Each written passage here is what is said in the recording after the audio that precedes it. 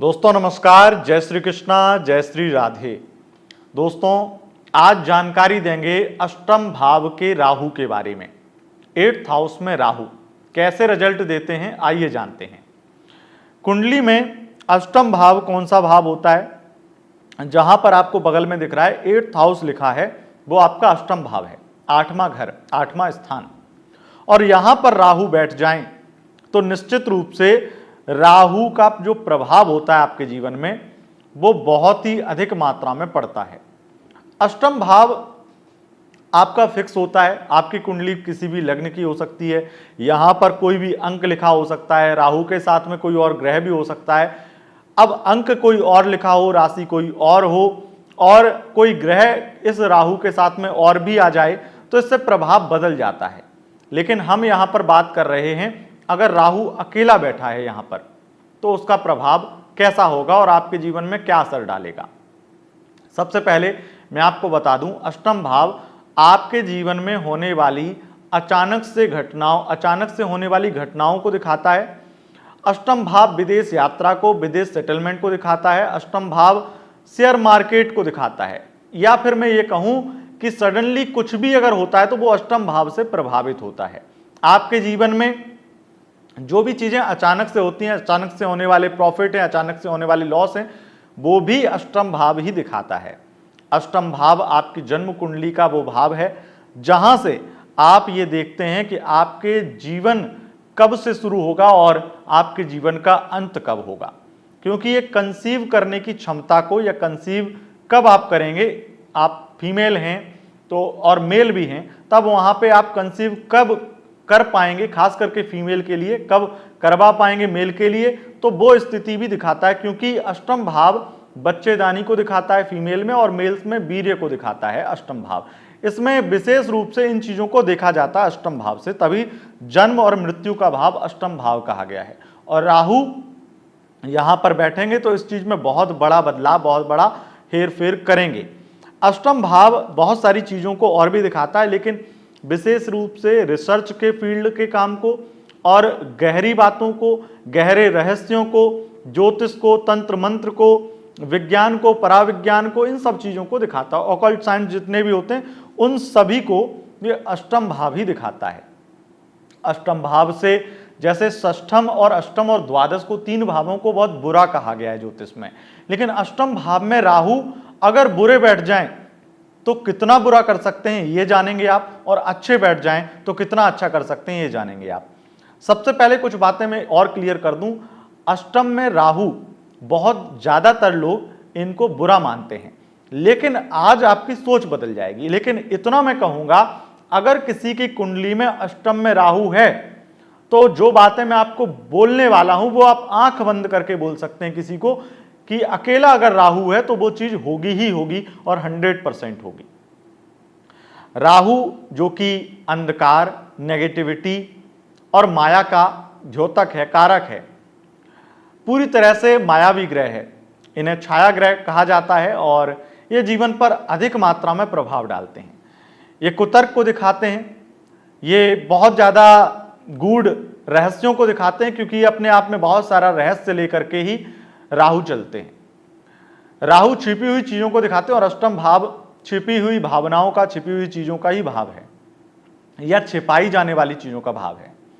तो इसलिए जानते हैं कि आखिर अष्टम भाव में राहु क्या करेंगे। देखिए, एक बात क्लियर है कि अष्टम भाव में अगर राहु है तो आपके या जिसकी भी कुंडली में अष्टम भाव में राहु है, अगर बुरा राहु होगा तो क्या हो सकता है? बुरा राहु होगा तो रिश्तेदारों से परेशानी होगी, परिवार का सहयोग नहीं मिलेगा, परिवार का सपोर्ट नहीं मिलेगा, कम उम्र में परिवार आपको त्याग दे या आपको परिवार छोड़ना पड़े। अब यहां पर अलग अलग संभावना बनती है।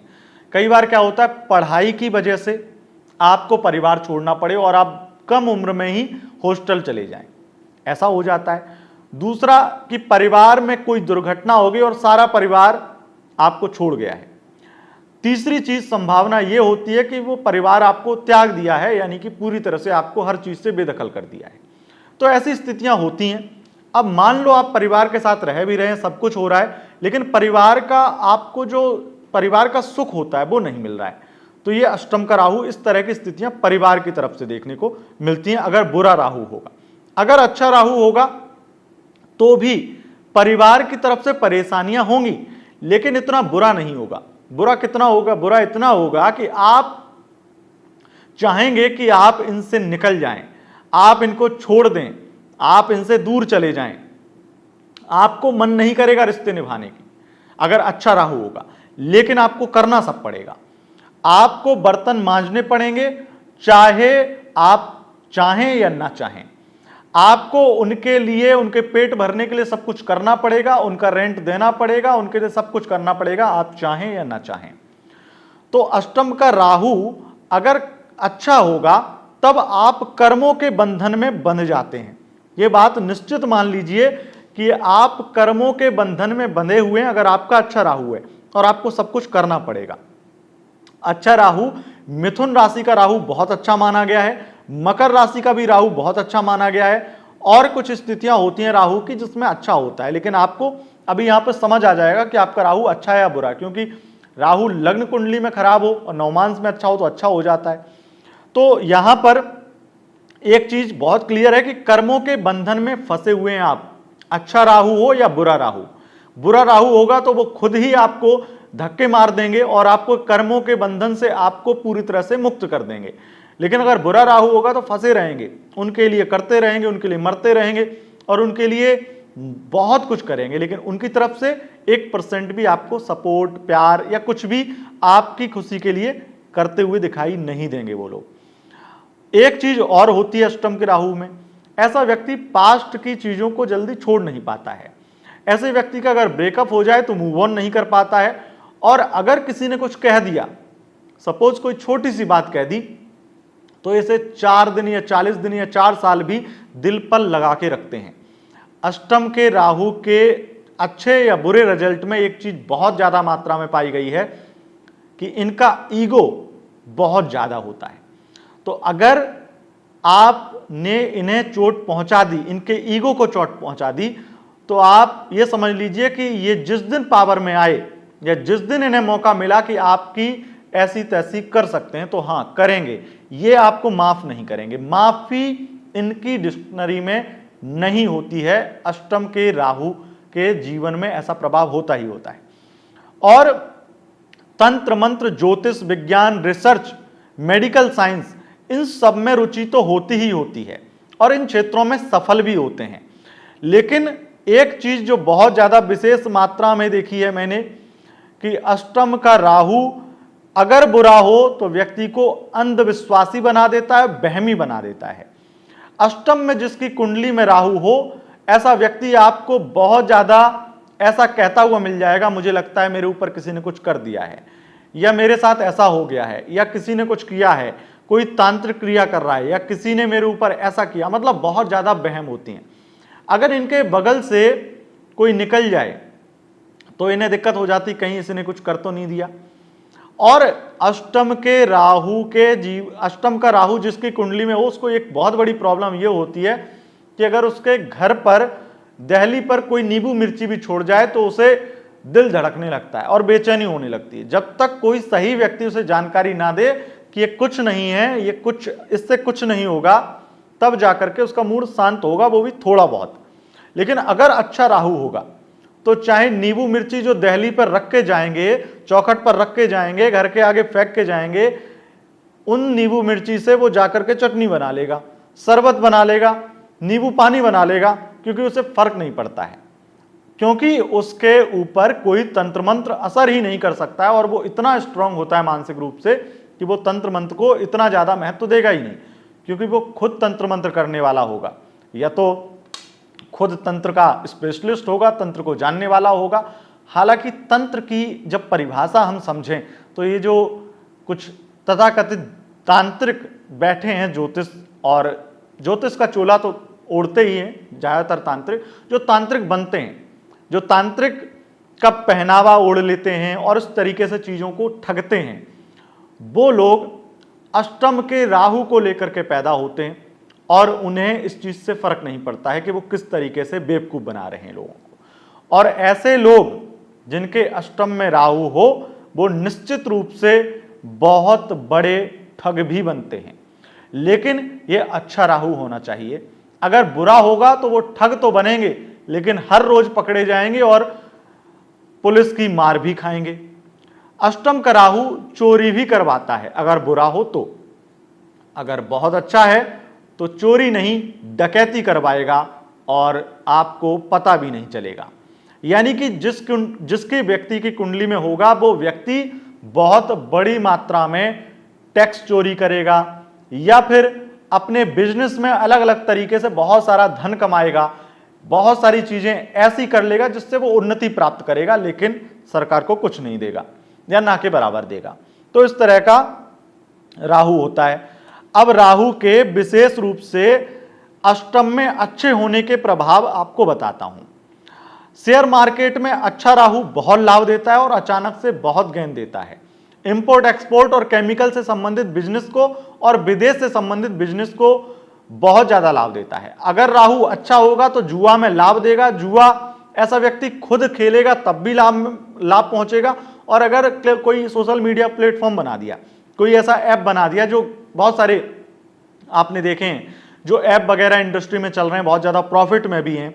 आप बहुत ज्यादा ऐप को जानते हैं जो पैसे के लालच देते हैं कि ये जीतो वो जीतो, और वो खुद करोड़पति बन गए। उनकी जो मालिक हैं उनकी कुंडली में अष्टम का राहु है, तभी वो जाकर के, और वो भी अच्छा राहु है, तब जाकर के वो जुआ लोगों को खेलने पे मजबूर कर रहे हैं, वो लालच दे रहे हैं और खुद पैसे वाले बन रहे हैं। लेकिन अगर राहु बुरा होगा तो क्या होगा?